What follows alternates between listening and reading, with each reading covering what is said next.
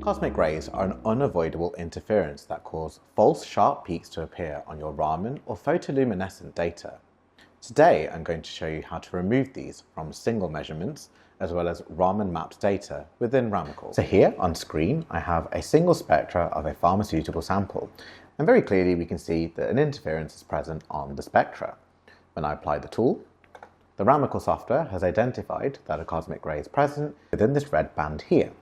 Once I accept this, we can very quickly eliminate this interference from the spectra.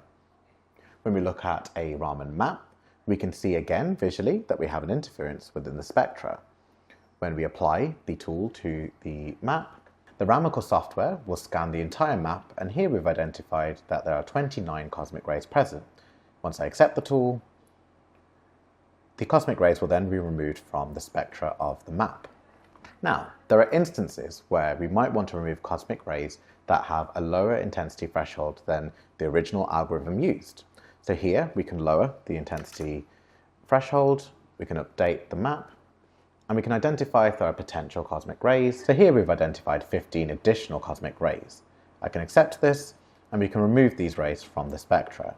Finally, we may want to manually remove a cosmic ray from our spectra. And in this instance, we've identified by eye that there's a cosmic ray present here.